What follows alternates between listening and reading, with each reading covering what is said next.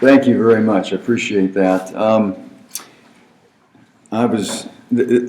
looking at the best organized conference I've been to in some time, and I even have a little clock here. That as soon as I press this button, this clock starts. I would imagine there's going to be a little emoticon that jumps up here, and one have a frowny face, and then later on there'll be an angry one with horns and everything. So anyway, so I promise not to go over. I'd like to get some discussion. I noticed there's quite a bit of energy there in the back of the room, which I think is a great thing here. I think that you've really stimulated some thinking on my part. And when Bob and Jenny asked me to do this, not too long after that, just so happened that I was on a vacation with my wife in Mesa Verde. And at the top there of the mesa, and spending some time among the ancestral Puebloan displays and artifacts and museums, and I was, my gosh, what if we had this conference up there? There are some lessons to be learned from hundreds of years ago of civilizations dealing with drought in many ways, and dealing with resource depletion in many ways. 10,000 people at the top of that mesa who've moved up there into the watershed because of drought, on an extended 100-year drought, and 23 is a year really serious drought. What happened to them eventually?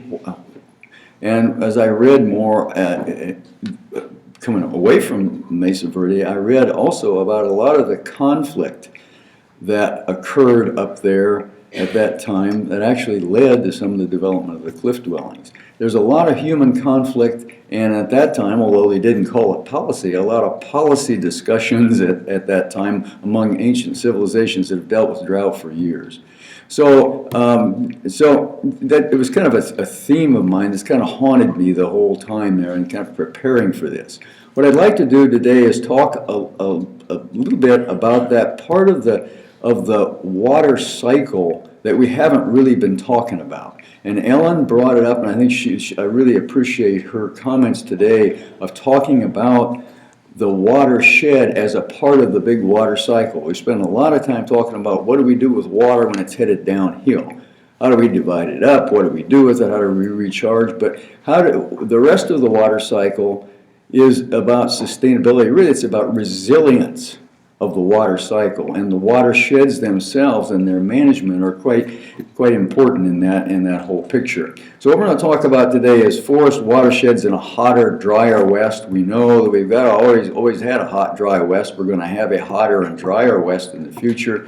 If you wanted to boil down the whole national climate assessment into just a few words, in the East the wet's going to get wetter, and in the West the dry is going to get drier.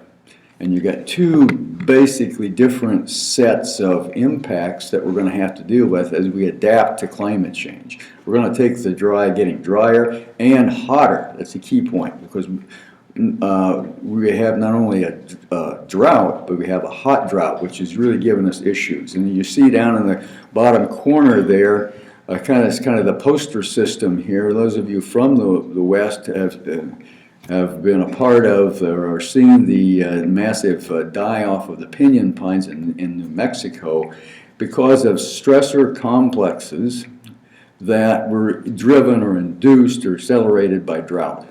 Okay, and we see more and more of this as well, and as we go through this presentation, you'll see some examples of that. What I want to do today is look a little bit at the status and the future of forested watersheds in the West, and I'm going to focus on forested watersheds. There's probably no such thing as a completely forested watershed. It's really about the forest in the watershed, and watersheds are mixtures of different kinds of land uses and land types. Just a brief description of those, because the science is full of great information about those. I'm going to describe some of the major challenges for adaptation and some examples of activities. I'm going to try to do that from a bystander standpoint. Ever since I fired myself and went into and became an escapee from the federal government, I told myself that I could be an observer. Well, I kind of quickly go back to kind of the Manchurian candidate brainwashing and go into the collective we very quickly here. So it's very difficult for me to handle this number two, and I no longer speak for the Forest Service as an agency. We got plenty of folks here from the Forest Service, from NRCS, from NIFA and USDA, from the Department of Interior, who can speak to what the agencies are doing now, their policies and their positions, okay? So I will at the last recommend some steps that I actually come from several decades of observation and being part of activities, and in some cases downright messes, of dealing with some of these issues that I think we need to focus on. I think that the agencies, the federal agencies and the state agencies are beginning to focus on those anyway, so I think we're leaning in that direction. This is not any kind of an iconoclastic set of statements here. It's really just encouragement to keep on doing what we're doing, but provide more activities and emphasis in policy and being able to get things done. I know when we go into some of the universities, when we study policy, and I was at Oregon State, it was like policy is what's written in the books, and policy is basically a set of rules for what other people should be doing, okay? But policy can also be enabling and allowing those professionals and citizens to do what they know needs to be done and getting it done more efficiently and effectively. And I think that emphasis on policy we need to take. Okay, Western Watersheds, this is where adaptation comes together. What we're doing with watersheds, forested or otherwise, is we're really sending downstream a set of options. A lot of what we talked about yesterday was not necessarily water quality or water quantity as much as it was water certainty. And if you look at policy and a lot of the words in policy, if you did a word search on inshore, inshore, and ushore, you'd find it smattered all the way through policy. It's all about certainty. What's the cost of a unit of certainty? And so I think that when we talk about managing forest watersheds, we're really talking about managing the variability in those watersheds. And it's not just about water. And it's not just about, they're not really watersheds, because as other people, as we manage the national forest system, as private owners manage their lands, they're watersheds, they're recreation sheds, they're view sheds, they're recreation sheds. There's a whole bunch of different expectations and demands and needs.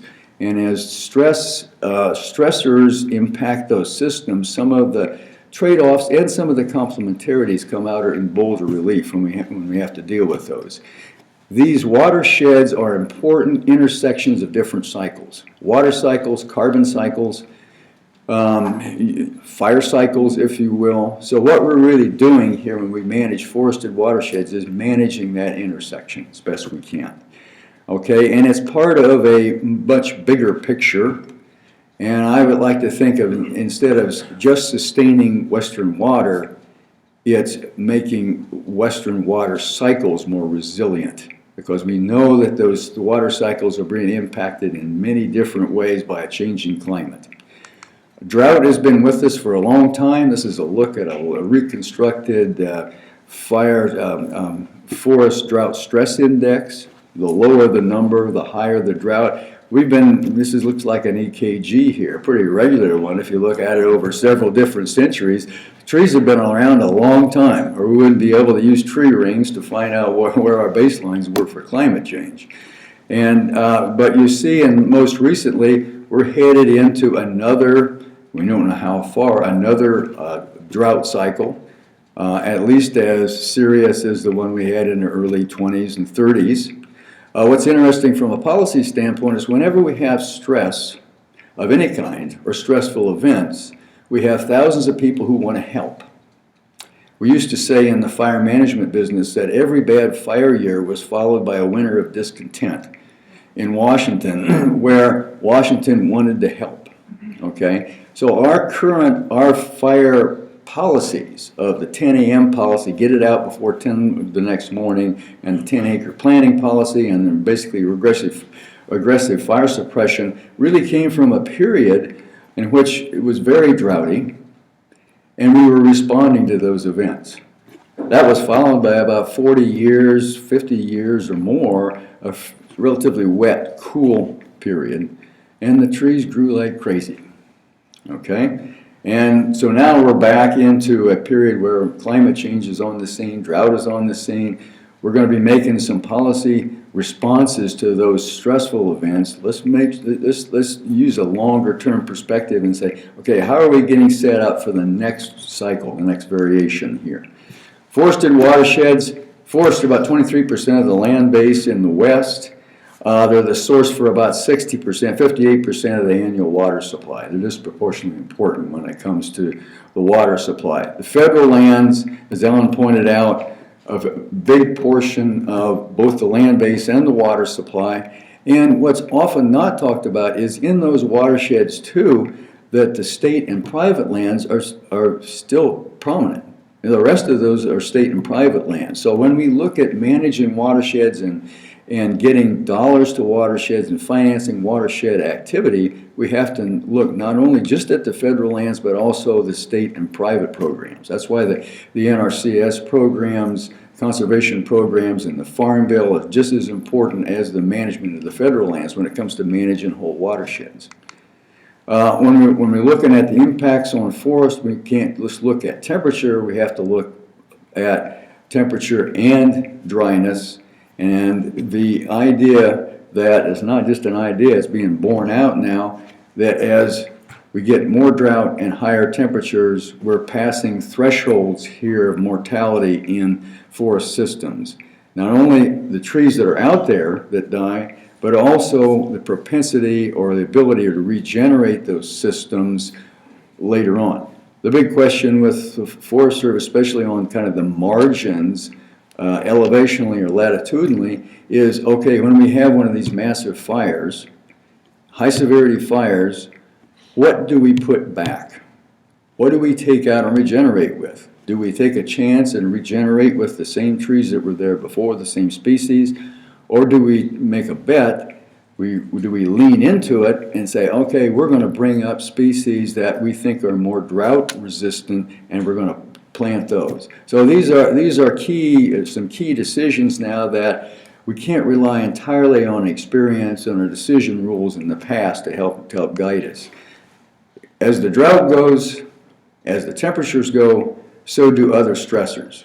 So as you look, and this came out of a recent article in the Science by Connie Millar and some others, if you look at the Forest Drought Stress Index on the right and on the left, some elements of stress on western forest in the southwest, you can see that, hey, it's all seeming to move together, whether it's just general mortality from moisture stress, whether it's infestation by bark beetles and other insects, or whether it's wildland fires, and not just the numbers of fires, but the size and the severity of fires.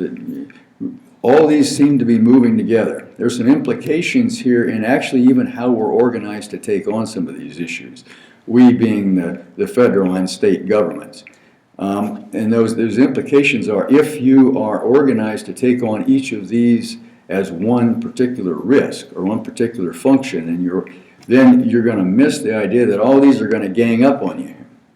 And what we see, the impact of climate change, this comes out of the National Climate Assessment Forest Sector Technical Report, is that we're more and more facing what are really stress complexes. And it's kind of I gave a talk to some forest landowners several years ago, and they said, what in the hell are you talking about, forest stressor complexes? What kind of language is that?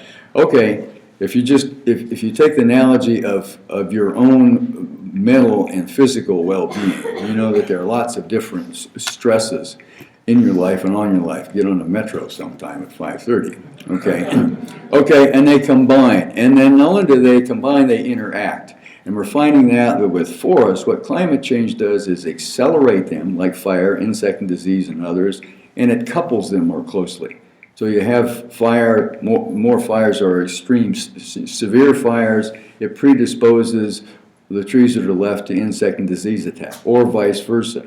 And back behind the scenes, like the Wizard of Oz, is the changing climate that's speeding things up and coupling things together. So what we have to respond to more and more in managing watersheds is a complex of stressors. So as we look at the impacts on forested watersheds, and this is where your water comes from, this is where your skiing goes on. I mean, these are These are assets that aren't, I don't think, fully valued, but people certainly use them. They're revealed preferences. We appreciate that they're there. We've already gone down through that in this conference, a lot about the precipitation, the rainfall, and a lot of it is the timing and the intensity. The long-term moisture stress is often not considered, especially when it comes to forest. And then wildfires, the length of the season, the size of the fires, and the fire intensity and severity. We don't have any more fires in terms of numbers than we did 10, 15, 20 years ago. But the proportion of those fires that become larger and more severe is much greater. So the distribution is shifting. It's the extreme events, however, that cost you most. 1% of the fires that we fight as far as suppression cost account for 30% of the cost. I think it's like 5% of the fires, it jumps up to about 60% of the cost. So we have a distribution that's becoming more and more skewed with over time. So the federal agencies have responded to basically the President's Climate Action Plan when it comes to climate change adaptation. The President, it's interesting that the President has gotten back now, was on his way back from Paris. Very little discussion in Paris, as there's very little discussion in most of these negotiations and the side events that surround them, really about adaptation. The climate change world has kind of divided into mitigation and adaptation. Mitigation is, can we handle the climate change problem in the long term by basically managing the carbon budget better? Can we go to a carbon-free economy or a carbon-smart economy? The adaptation is, hey, a lot of these effects are baked in already for the next 150 years, 200 years, depending. How are we going to live with them? And so much of the emphasis that you hear and you read about in the paper is really about the mitigation side. When it comes to forest, and forests have a big role in that. You know, the forests offset nationally about 12% of the total greenhouse gas emissions, which is a big deal, especially if you don't have it around. But when it comes to forest and rangelands and grasslands and wetlands, adaptation is mitigation because they're completely exposed to the effects of climate change that are already there. So they recognize that in the President's Climate Action Plan. They rolled out 3 executive orders. If you want to read a kind of, I think, a good summary of what's going on in the Federal Natural Resource Agencies, Jessica Holofsky and her authors actually summarized that for the research program. And it's just a recent summary, but basically what the agencies have been doing is vulnerability assessments and educating their employees, focusing on science management collaboration. One of the big things, again, when you're under stress, you recognize that you got a lot of science out there and you got a lot of science being developed. You ask the question, can we use it? Can we get it into place? Can we apply it? So there was an emphasis throughout all these on science management collaboration and in new institutional mechanisms. So the U.S. The Department of Interior put in place the landscape conservation collaboratives, the climate science centers from USGS. The USDA put in regional hubs, and NOAA kind of reinvigorated their RISAs, their regional integrated science assessment programs. All of these were kind of beefed up by the President's Climate Action Plan under the name of getting the science to the users of the science. Forest Service was a part of that, and what we try to do is bring that science into what we call watershed restoration. And I want to make sure that we don't kind of hang up on the term restoration. There's the use of the term restoration mainly from the ecologist and from the natural history, or the historic restorationist, that we're going to take a system or take whatever it is, the object we're going to restore, and move it back to some historical condition. But I think our concept in the Forest Service is still evolving, but it's evolved into how are we going to restore resilience to a system? And that system actually may be in itself changing to another system. So how do you restore forward? How do you restore function to a system so that it can gracefully move to this next phase? Whether, in some cases, that may mean taking it back to historic conditions. And in the South, for example, we found that the longleaf pine is a more resilient system than the loblolly pine we've been planting for the past 40 years, 50 years. So we've made conscious decisions to return to historical systems because we think they're more resilient for the future. But the challenge is, how do you restore for the future, not for the past? Okay, so we contend that we have to have several things in place. You have to have priorities, and they're risk-based. This is all about risk management.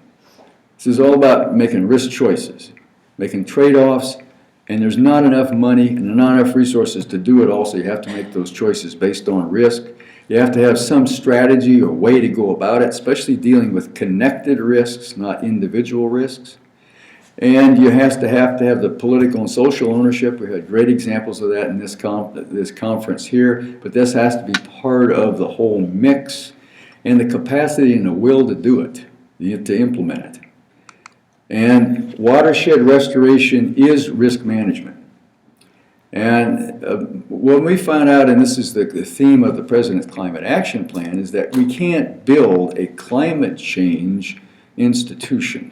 You can't stand up a new institution. You have to go to the institutions and the ways you do things now to bring climate change forecast and knowledge and understanding into that. It's common sense. The folks on the ground knew that from the beginning. They said, don't give us another process. Don't give us another institution.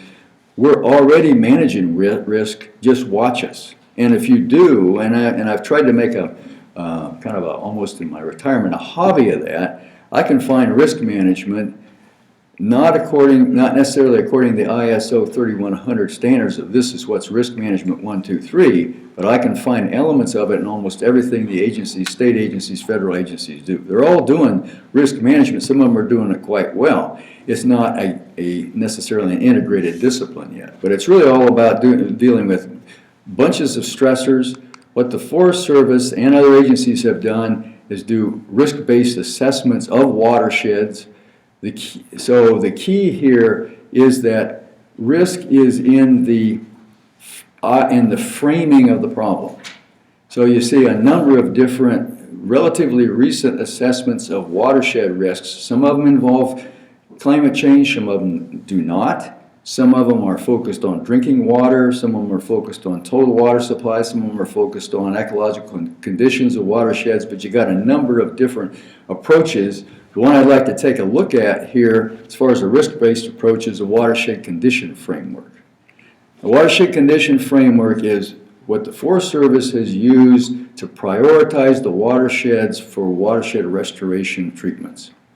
Okay, so it's an index, a multi-stress and value index that all the National Forest received and applied to screening through about 15,006 hydrologic unit code watersheds to say, okay, which ones of these are properly functioning enough that we don't have to pay that much attention to now? How many of them are totally impaired to the point where we could work forever and a day and not get anywhere and spend a lot of the taxpayers' money? And which ones in the middle here are at risk but that we can have some impact on?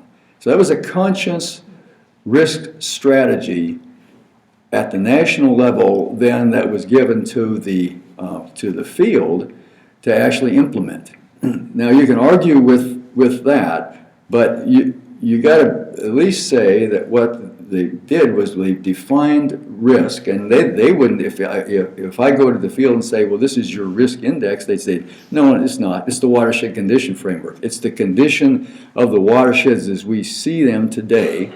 But I would say that is, if you're going to improve those, you're decreasing the risk or increasing the resilience in the future, regardless of what set of stressors you're going to see. So that's still, you're probably up for discussion. But I think this was a way of going about things, and then from those thousands of watersheds that they screened, they took it down to 300 priority watersheds that they wanted to work on. That's about 2 per national forest. Okay? And so they went to, as they go to work on these, they're really not, and there's another kind of a mythology here, that watershed restoration in the Forest Service or other agencies' eyes is all about thinning. Some people say, well, it's just an excuse to go out and pull boards off. It's go out and log, go out and harvest. It's just about maybe just prescribed burning. It's really, we think, much more than that. It's really oriented to those factors that are in the watershed condition framework, and it's all about making some changes in those factors by doing setting goals around a number of different possible goals in terms of preparing things and repairing things, even transforming systems when we have to. So it's not just about thinning. It's about a number of different activities in these watersheds, even beyond the vegetation, including the infrastructure, including a look at the functioning of watersheds, and we talked a little bit about introducing. Who was it brought up? Dan brought up the idea of reintroducing beavers into watersheds as a watershed restoration technique. And people say, well, what is that all about? Well, it's interesting that beavers, of course, were our first hydrologists and engineers, and they basically put in hundreds and hundreds of check dams that increased and maintained the stability of water flow from forested watersheds before we began mucking around with them. And so this is basically returning some of those functions to the watershed. It doesn't have anything to do with cutting timber unless the beavers do. If you want to, appeal or sue somebody, then you can begin to sue the beavers. And I'm sure that they'll be able to, maybe we can find an attorney for them to help. Watershed restoration is more than just thinning and prescribed burning. It's about a number of different things. It requires a number of different players, and it has a number of different objectives at the same time. And restoration can be a part of preparing for changes in the future. It's not all about taking it back to a past that may never come again. We've made quite a bit of progress in the Forest Service. 300 of those 300 priority watersheds, 34 have been restored, 39 have scheduled for restoration, 260 have implementation plans lined up. Now when you look at these numbers, you say, well, wait a minute, you're telling us that you've got several thousand watersheds out there that may need treatment that are at risk. You've identified 300, you're only doing 34, 38, 40 a year.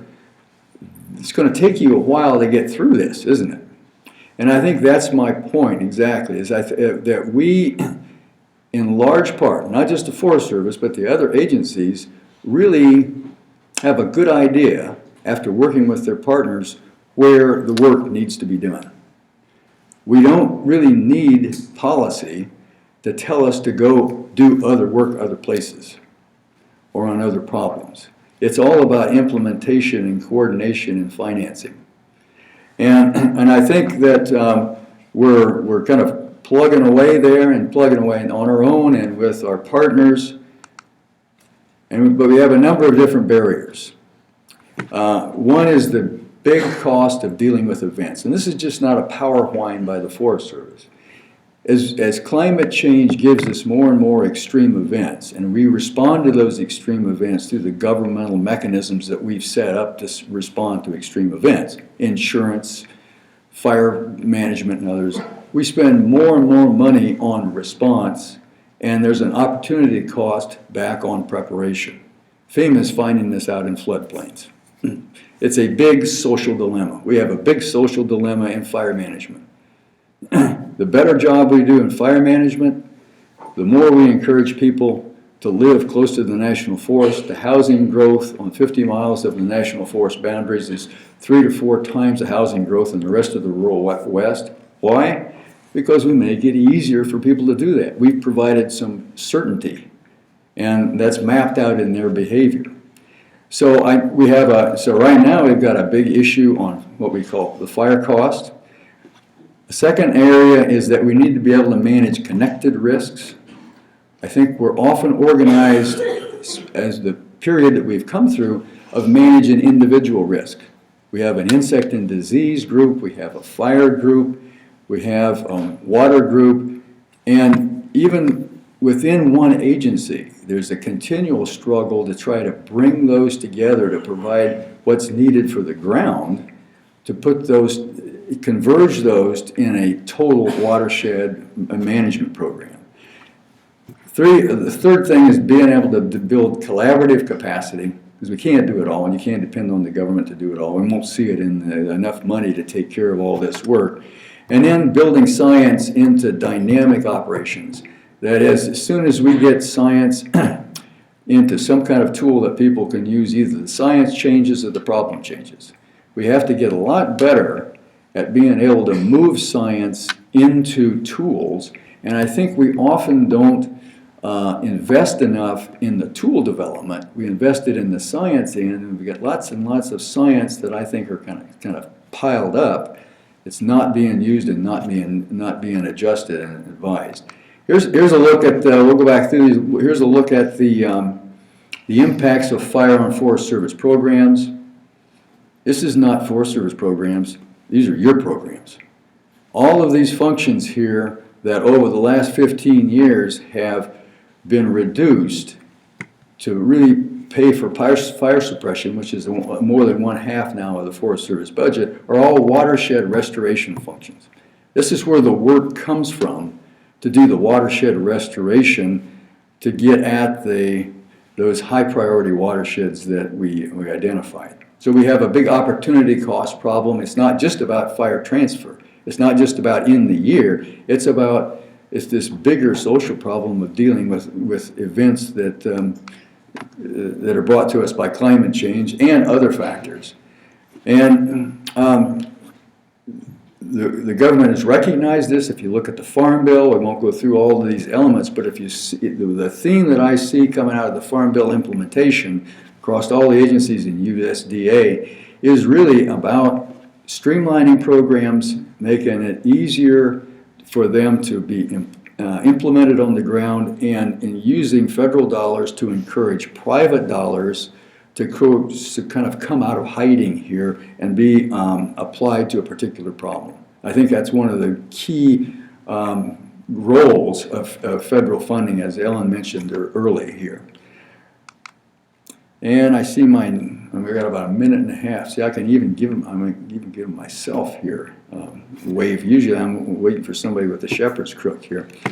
I think one of the phenomenons that we see on watershed management and forest restoration is the emergence of public-private partnerships. Great ones, great examples here that I think are going to be models for the future, where the local citizenry understands and recognizes where the water comes from, what was the stop in the water cycle before it got to them, and that it's not in the greatest shape, and they're willing to put some money through their water bill or through bonds or whatever into actually paying for part of the restoration work on federal and private lands above them.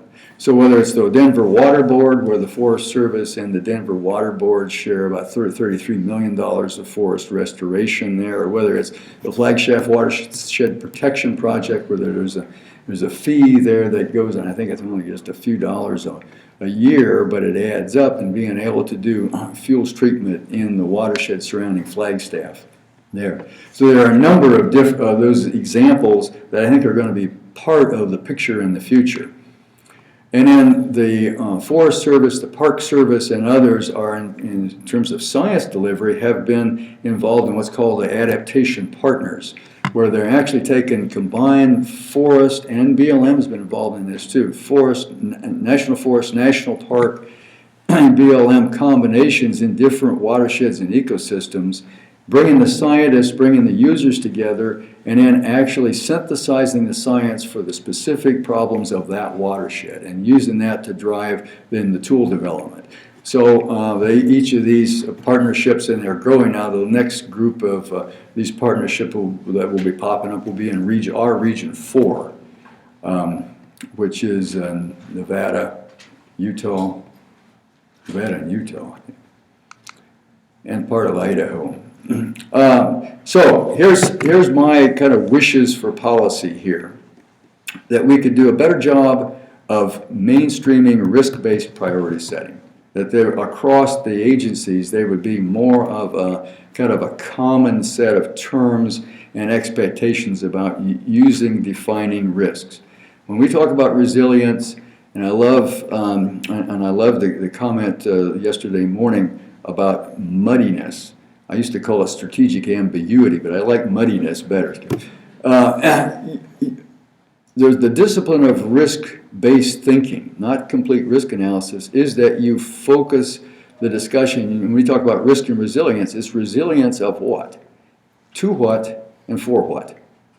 So we can't get by with just saying, oh, at the end of the day, I'm tired, I got to go home. We did it all for the good of resilience, and leave it at that. So there's a discipline involved there that I think we need to employ. We need to finance collaborative ventures and joint goals. When I was the director of the Rocky Mountain Research Station, we had and 2 other station directors, about 40 different labs. We had our beetle scientists arguing with one another. They wouldn't work together. So all 3 station directors got together and said, okay, let's just use something that they taught us about pheromones. We created a financial pheromone. We put it in the middle of all the scientists and said, you don't get the money until you work together. And as interesting things happen. So I think that when we fund problems, not programs, and we encourage people to come together to solve the problems, we get different results. And I think we're beginning to do that more and more. We need to remove barriers and rebalance funding towards resilience investments. We've talked about that as an example with fire. Behavioral incentives, I've already given you my little editorial about kind of the social problems we have, whether it be fire sheds or floodplains or whatever. You know, we can't keep encouraging people then to create higher risk that the rest of us pay for.